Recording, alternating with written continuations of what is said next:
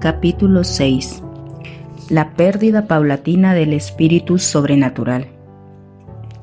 Voy a tratar todavía de otro obstáculo que suele haber para que vivamos en el corazón de Jesús y utilicemos las inmensas riquezas que contiene. Vivir en el corazón de Jesús es vivir en lo alto, porque ese corazón es una atalaya desde donde se contempla muy de otra manera el panorama del cielo y de la tierra. Para que podamos vivir en el corazón de Jesús, es preciso que nos elevemos a un plano superior, es decir, al plano sobrenatural. Si en la cumbre de una montaña hay un santuario, ¿qué será necesario para entrar en él? Subir. El corazón de Jesús está en una cumbre. Por consiguiente, para entrar y vivir ahí, necesitamos subir. Si bajamos, tendremos que salir y alejarnos de él. Tal es el otro obstáculo para vivir en el corazón de Jesús, que el alma descienda del plano sobrenatural, que su vida se haga humana en lugar de ser divina. Este peligro es bastante común y más grande de lo que podemos imaginar, especialmente tratándose de personas piadosas. Con frecuencia descienden del plano sobrenatural, vuelven muy humana su vida y muchas veces se estacionan para siempre. Lo que hace todavía más grave este peligro es que el descenso es muy lento. Si rápidamente se bajara, nos daríamos cuenta del descenso y reaccionaríamos tratando de subir nuevamente. Pero como es tan lento, no nos damos cuenta de que vamos retrocediendo. Sentimos la impresión de que estamos en el mismo estado y solo una gracia de Dios puede descubrirnos el retroceso. Para un alma piadosa, el peligro del pecado mortal es muy remoto. El de los pecados veniales, plenamente deliberados, es todavía algo difícil.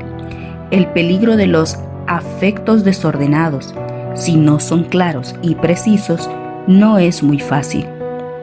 Pero este peligro de que la vida descienda del plano sobrenatural y se vuelva demasiado humana es muy fácil y muy frecuente.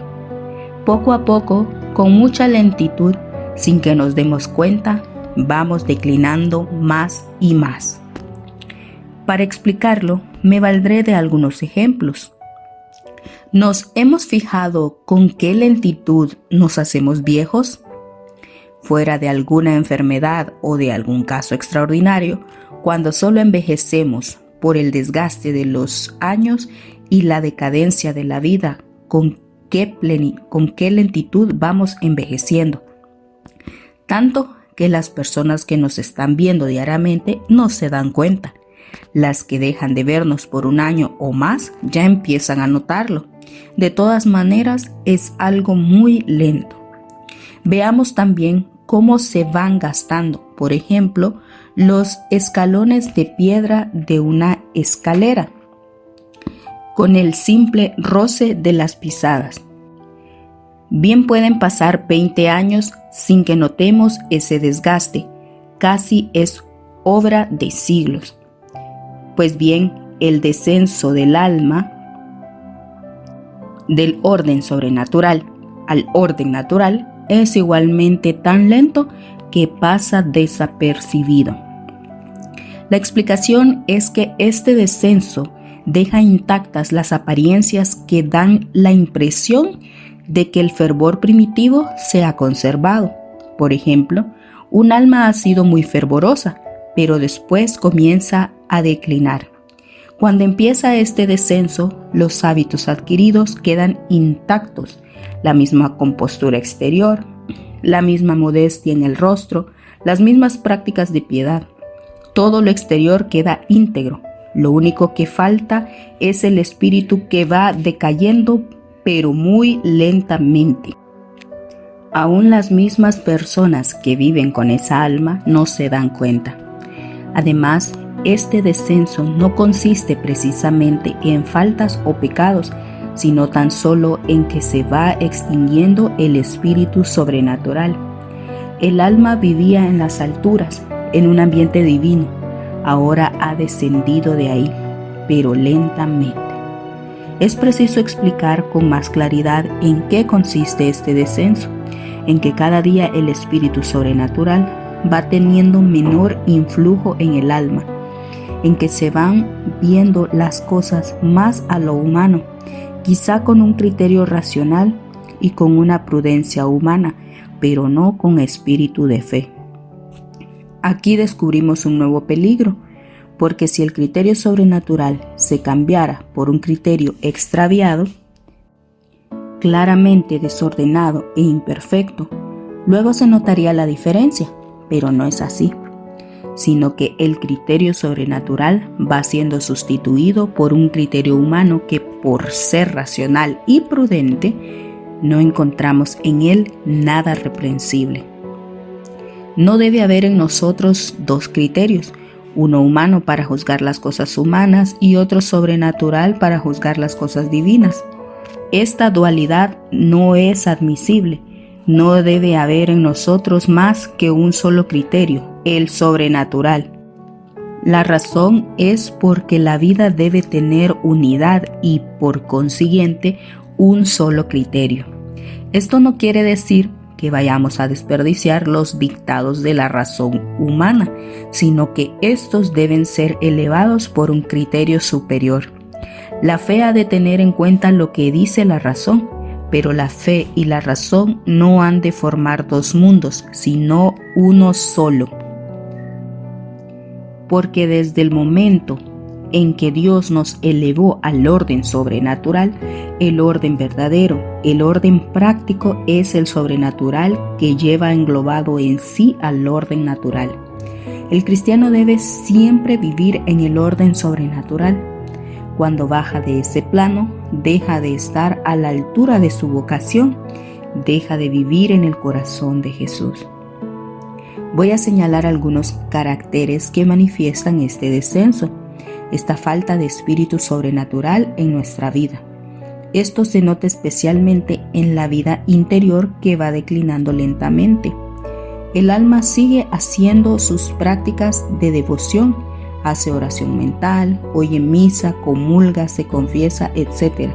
Pero cada día estas prácticas se van convirtiendo más en una pura exterioridad porque el espíritu sobrenatural que debe animarlas va desapareciendo paulatinamente. Es preciso no confundir este estado con la desolación. Cuando el alma se ha vuelto humana, hace mal su oración, pero no sufre por ello. Al contrario, las almas desoladas sufren por no poder hacer la oración como desearan, y este tiempo es para ellas un verdadero tormento. El alma desolada sufre porque, aun cuando no se dé cuenta, lleva dentro de sí una aspiración, un hambre de Dios que crece cada día. Hay una contradicción profunda, un desgarramiento en su ser. Por una parte, algo muy secreto la lanza hacia el cielo, por otra, se ve encadenada a la tierra. Al contrario, el alma que ha perdido el espíritu sobrenatural tiene pocas aspiraciones, casi ninguna inquietud y mucha falta de espíritu. Este estado es de una mediocridad insoportable. El alma desolada, lejos de ser un alma mediocre, es un alma que lucha por superarse y como le parece que no lo consigue, sufre un verdadero tormento. Un alma que se ha vuelto humana puede acordarse aún de Dios a lo largo del día, porque en sus buenos tiempos aprendió ciertos hábitos que no se olvidan fácilmente. Y cuando suena la hora, cuando comienza una nueva ocupación, no deja de decir la jaculatoria aprendida, la comunión espiritual acostumbrada, pero todo es casi pura fórmula. En cuanto al cumplimiento de sus deberes, los cumple sustancialmente, pero le falta esa delicadeza, esa solicitud de las almas fervorosas. y disculpa ese descuido imaginándose que ha adquirido un criterio más amplio.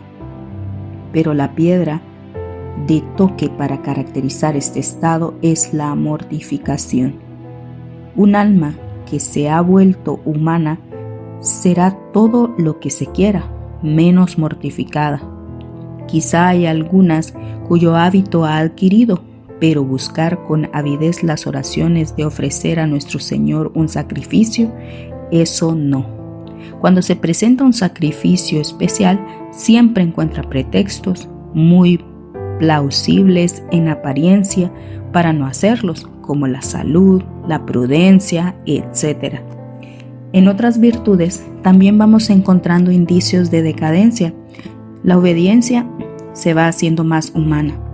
No es esa obediencia sobrenatural que ve a Dios en el superior, sino que empieza a ver a éste con ojos humanos.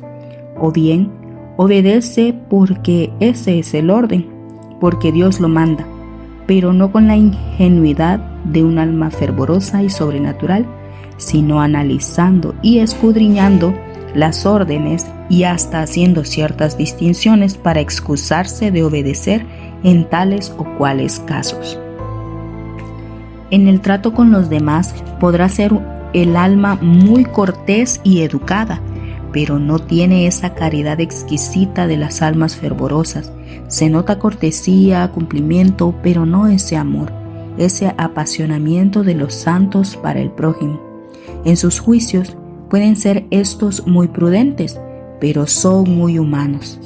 El alma no mira las cosas sobrenaturalmente, no descubre en ellas la mano de Dios, solo ve la complicada combinación de las causas naturales. Y cuando se quiere levantarle la mirada para que juzgue sobrenaturalmente los acontecimientos, dice que eso no es práctico, porque tales y cuales causas son las que realmente intervienen en esos acontecimientos, y tiene por idealistas a los que juzgan con un criterio sobrenatural. Juntamente con todos estos caracteres, hay en el fondo del corazón que se ha vuelto humano una especie de insensibilidad para las cosas espirituales. Lee, oye, habla de cosas espirituales, pero superficialmente. Ni los castigos de Dios la hacen temblar, ni el amor divino la conmueve, de manera que el corazón se va endureciendo, pero no con el endurecimiento de los pecadores, sino con el que nace de la falta de vida interior. San Bernardo, en el Tratado de la Consideración, escrito al Papa Eugenio, le habla de algo semejante a lo que estoy diciendo. Le aseguraba que, si se entregaba demasiado a las ocupaciones exteriores, le vendría la dureza del corazón. Si me preguntas en qué consiste esta y no entiendes lo que te digo, es señal de que ya comienza a endurecerse tu corazón. Así como por los pecados mortales el corazón se endurece y el pecador se vuelve impenitente, así también por la falta de vida interior, por esa depresión espiritual de que estamos tratando, se va endureciendo el corazón, de modo que un alma así puede oír todo, meditar todo y no sacar provecho alguno. Es por consiguiente un peligro gravísimo. Si queremos vivir en el corazón de Jesús, es indispensable no bajar nunca del plano sobrenatural, para lo cual es necesario que nos impregnemos del espíritu de fe, que todo lo miremos con los ojos iluminados del corazón, que huyamos del criterio puramente humano y sobrenaturalicemos los dictados de la recta razón. Para comprender mejor este último, pongamos un ejemplo. La razón dice que debo comer. La fe acepta ese dictado de la razón, pero le pone ciertos límites y le da cierta orientación, porque hace que coma no nada más por el placer de comer, ni solo por la necesidad de la naturaleza, sino que levante esa acción y la haga sobrenatural, que comiendo por la gloria de Dios.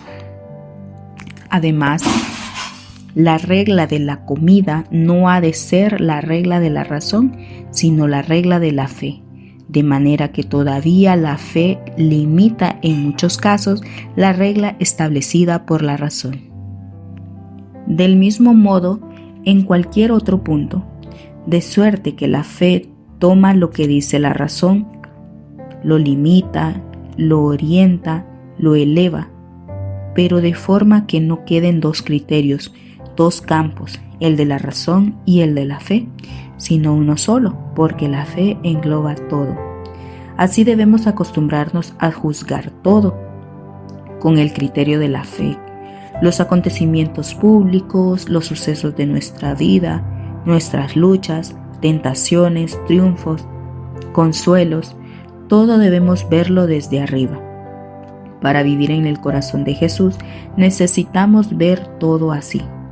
Cuando no vemos ya las cosas sobrenaturalmente, es señal de que no estamos arriba, de que hemos bajado y salido del corazón de Jesús.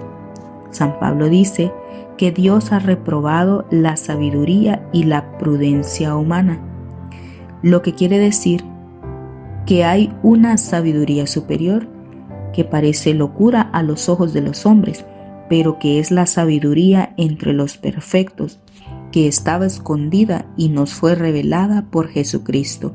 Primera de Corintios 1, 17, 25, segunda de Corintios 2, 6, 10. Pues bien, con esta sabiduría superior, con esta prudencia divina, necesitamos mirar todo y tener cuidado de que no se nos introduzca el criterio puramente humano. Es tan fácil y hay tantos pretextos para ello. ¿Cuántas veces a las almas que juzgan con criterio sobrenatural se les tacha de simples y tontas? Como dice la Sagrada Escritura, el mundo se burla de la sencillez del justo. Es un bendito, dicen, anda en la luna. Tenemos que ser prácticos, vivir en este mundo. Es preciso aterrizar y no vivir en la estratosfera.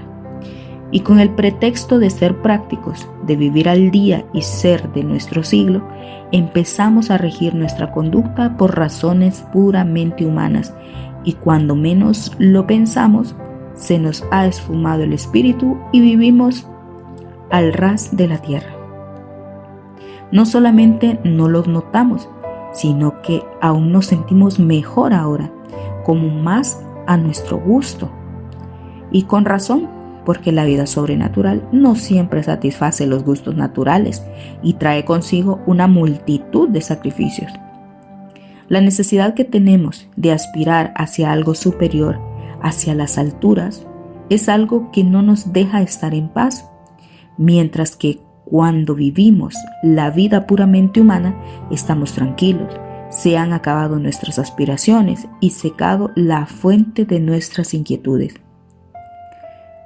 Pero esta es la paz mala de que habla un Santo Padre, comentando las palabras del Evangelio: yo no vine a traer la paz sino la espada. Mateo 10:34. Jesús vino a introducir la guerra buena para que se acabara la paz mala. Esta es una paz mala de la que vengo hablando, y a un alma que está así hay que sacarla de esta paz falsa, porque de ella dijo nuestro Señor: no vine a traer la paz sino la guerra. Cuanto más vivo y fecundo sea en nosotros el espíritu sobrenatural, viviremos mejor en el corazón de Jesús y penetraremos más adentro. En ese corazón divino, la única luz que alumbra es la luz sobrenatural. El que quisiera entrar en él con la luz de la razón no podría dar un paso, porque allí esa luz no alumbra. ¿No hemos visto esas grutas que tienen una multitud de salones de aspecto maravilloso, pero que necesitan una luz especial porque de otra manera no pueden apreciarse sus bellezas? Pues bien, en esta gruta celestial y divina del corazón de Jesús hay verdaderas maravillas, bellezas incomparables, pero para poder apreciarlas se necesita luz, pero no la de la razón que no alumbra, sino la luz divina de la fe. Y cuanto más viva sea esta luz, más se ve, más se penetra y más se pueden utilizar las riquezas que contiene en su interior ese corazón divino. Por eso, quien quiere entrar dentro del corazón de Jesús tiene que dejar su torpe criterio humano y no entrar en la morada divina, sino iluminado con la antorcha celestial y purísima de la fe.